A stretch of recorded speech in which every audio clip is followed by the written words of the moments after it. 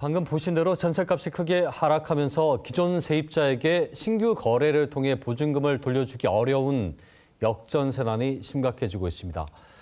내 전세금을 지키기 위해서 어떻게 대처를 해야 할지 동의대 강정규 부동산 대학원장과 함께 자세히 짚어보겠습니다. 예, 원장님 어서 오십시오. 네, 안녕하십니까. 예. 자, 일단은요. 국회 정부가 여당이 내놓은 전세 사기 피해 구제를 위한 특별 법안 관련해가지고 피해자들은 이 피해자를 걸러내는 특별법이다 이렇게 반발하고 있습니다. 그러니까 빠졌다는 내용 얘기겠죠. 네. 일단은 특별법안 내용 어떻게 좀 보셨습니까? 예, 일단은 뭐 주요 특별법안으로 좀 준비되어 있는 내용을 보면은요. 임차인들은 살던 집을 우선 낙찰받을 수 있는 기회를 가져가시는 거고요. 예. 또 그 경매에 낙찰받는 과정 속에서 부족한 낙찰 대금을 대출을 받을 수 있는 길도 열리게 되어 있습니다. 예. 하지만 지금 특별 법안에서 그 6가지의 좀 비교적 까다로운 조건을 좀 제시를 해주고 있습니다. 네. 그래서 이 조건에 부합되지 않는 경우에 해당되는 분들이 좀 반발이 있을 수 있고요. 또 이제 일부 지금 전세 사기 피해자분들의 경우에는 지금 뭐 이렇게 우선 매수권이라든지 돈을 빌려주는 것보다는 먼저 우리가 피해본 전세 사기 금액에 대해서 돈을 좀 먼저 돌려달라. 그리고 나중에 좀 조치를 취해달라라는 흔히 말하는 선구제 후 회수에 관련된 내용들을 지금 많이 이야기를 하고 계십니다. 하지만 안타깝게도 좀 정부가 이렇게 여러 가지 피해가 앞으로 발생될 텐데 피해 하나하나마다 직접적으로 정부가 보상을 해줘야 되느냐라는 취지에서 좀 정부가 좀 그 반색을 좀 나타내고 있는 상태이고요. 그렇죠. 그러다 보니까 좀 결국은 여야들 간의 합의에 대한 문제점 그리고 앞으로 좀 또 당정 간의 합의가 좀 많이 나올 것으로 판단이 되는데 일단은 이 금전적인 것들에 대한 보상이 어느 정도는 좀 이루어져야 되지 않겠냐는 것이 개인적인 생각이고요. 예, 알겠습니다. 자, 우선 매수권이라든지 또 그 과정에서 대출 뭐 다 좋다 이건데 그러나 가장 중요한 게 역시 교수님 말씀하신 그 보증금에 대한 직접 지원이 빠졌다는 것이 이 특별법에 대한 이 피해자들이 지금 반발하고 있는 핵심이 아닌가 싶고요. 자, 그리고 이 내용을 보면 역전세로 전세금을 반환받지 못하는 경우는 또 이 대상에서 빠져 있어요. 이건 좀 얘기가 좀 다르지 않습니까? 이게 빠진 이유가 뭘까요? 예, 일단은 뭐 이 역전세는 아니라고 해서 특별하게 지금 전세 피해자들의 경우에 피해를 해주지 않겠다라고 보기보다는요. 앞서 말씀드렸던 6가지의 조건에 부합되지 않는 경우에 해당된다라고 볼 수 있기 때문입니다. 결국은 역전세난이든 뭐 집주인이 작정하고 나타났던 어떤 피해 사기이든 간에 이 조건에 부합되면은 지금 일정 정도는 구제를 해주겠다는 것이 정부의 방침인데 지금 이 6가지 조건이 앞서도 말씀드렸지만 상당히 좀 까다롭습니다. 전세 피해 금액이 좀 작아야 하는 서민 임차 주택이고요. 그다음에 전세 사기 의도가 분명해야 되고요. 그리고 다수의 피해자가 있어야 되고요. 그리고 보증금의 상당하게 미반환될 우려가 있다. 이렇게 좀 흔히 말하는 애매모호하고 범위가 정해져 있지 않은 경우에 해당되기 때문에 이 역전세에 해당되는 일부의 경우에도 피해 구제책을 받지 못하는 것이 아닌가. 6가지 이제 뭐 들어가지가 않으니까. 그렇습니다. 그것이 이제 내용인데. 그렇게 보면 이 6가지 요건 자체가 당초 말씀하신 대로 대단히 까다로운 조건인 것만은 또 분명한 거죠. 네, 그렇습니다. 자, 일단 역전세난 상황.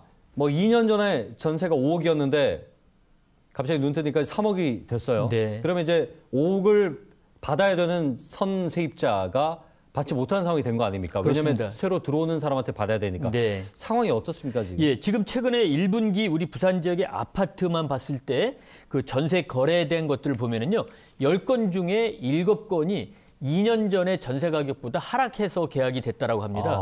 결국은 지금 10개 중에 아파트 기준이긴 하지만 7개가 역전세난이 발생이 된 겁니다. 여기에다가 지금 피해가 제일 많이 나오고 있는 주택의 유형 중에 빌라라든지 연립주택 같은 경우는 뭐 거의 지금 아파트가 이 정도라고 하면은 예측대로 봤을 때는 거의 한 70% 이상이 역전세가 발생할 가능성이 있다. 그래서 결국은 이 집주인이 울며 겨자 먹기로 돈을 돌려줄 수 없으니까는 앞서 리포트에 보신 바와 같이 월세로 환산을 해서 세입자에게 돈을 주는 오히려 그렇게 웃지 못할 상황이죠. 이건. 그렇습니다. 그래서 정말 과거에 전세가난이 올라갔을 때와 비교해 보면은 상상하지 못할 정도의 불안정한 이 전세 시장의 모습이 나타나고 있습니다. 사실 이거는 집값이 크게 올랐다가 이제 집값이 떨어지면서 거기에 따라서 또 전세 금액이 떨어진 부분이다 보니까 그렇습니다. 이 뭐 딱히 누구의 잘못이라고 얘기할 수는 없는데 세입자나 또 이제 집주인 모두 참 어려운 상황 같아요. 근데 특히나 이 세입자분들은 이런 전세 사기 이 최근에 이런 일들이 있다 보니까 그냥 불안해하세요. 그렇습니다. 그리고 내가 뭘 해봐야 될지 좀 따져볼 것들이 있을 것 같거든요. 어떤 네. 부분을 지금 확인하는 게 좋겠습니까? 일단 지금 뭐 막연한 불안감보다는요. 그 지금 살고 계시는 전셋집이 위험성이 있나 없나를 좀 판단하는 것이 제일 중요하다. 네. 결국은 이 위험성을 판단하는 기준 중에 하나는 깡통 전세라고 하는 것들을 통상적으로 전문가들이 많이 이야기를 하고 있는데 예. 매매 가격 대비 지금 집주인에게 지불한 전세금에 대한 비율이 어느 정도냐. 그래서 정확한 시세를 판단을 하셔서 집주인에게 주신 전세 보증금의 합계액이 통상적으로 70%를 넘게 되면은 위험하다라고 얘기를 하고 있는데 지금 이 70%가 절대적인 것이 아니고요. 예. 지금 집값이 많이 떨어져 있기 때문에 그거보다 조금 비율은 좀 높더라도 시세와 전세값이 같은 경우 정도라고 하면 매우 위험하다. 그에 따른 여러 가지 좀 대비책이 필요할 것으로 생각이 들고 있고 또 하나는 이 집주인과의 소통이 되느냐 안 되느냐도 상당히 중요할 것 같습니다. 지금 상당히 피해가 많이 나온 그 전세 사기의 경우를 보면은 이 집주인이 한동안 연락이 안 되거나 잠적한 경우가 대부분이거든요. 분명히 있죠. 예, 네. 그래서 지금 뭐 여러 가지 그 좀 위험성을 판단하는 기준이 있지만 지금 매우 불안해하는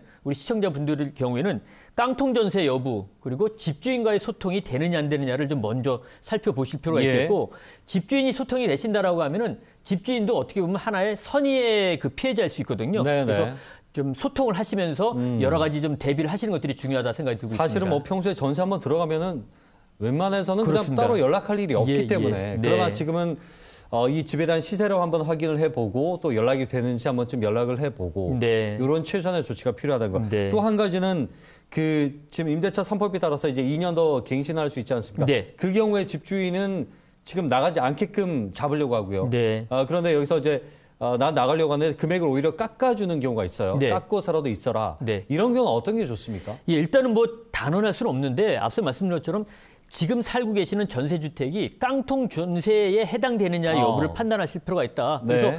지금 뭐 연립이나 빌라와 같은 그동안에 뭐 전세 사기에 많이 나왔던 주택 유형에 거주하신다 하더라도 막연하게 불안하기보다는 지금 전세가율이라고 하는 깡통 전세에 대한 비중을 좀 살펴보시고 그게 안정권에 알겠습니다. 들어간다라고 하면은 좀 그 불안을 좀 덜 하시는 것도 중요하다 생각이 듭니다. 이 집이 지금 상황이 어떤지를 파악하는 것이 네. 가장 우선이군요. 네, 그렇습니다. 예, 알겠습니다.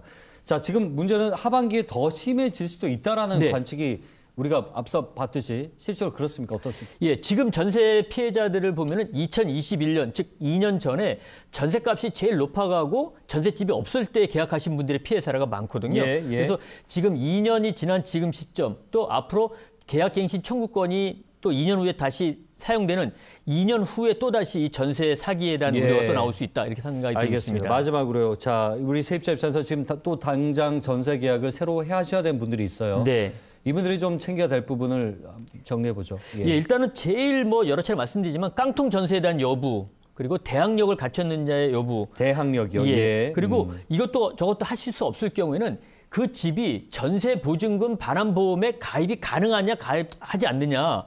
일정 정도 위험성이 있으면 일단 정부 측, 즉 주택도시보증공사에서 보증보험을 받아주지 않습니다. 네, 그래서 일단 보증보험에 가입할 수 있느냐 없느냐 먼저 확인하시는 것들도 매우 중요하지 않겠나 생각이 들고 있습니다. 예, 자, 이 보증보험에 가입이 안 된다라면 뭔가 이제 선순위 부채가 있다든지 그런 식의 있다란 얘기니까 그걸 한번 마지막으로 확인을 해봐라.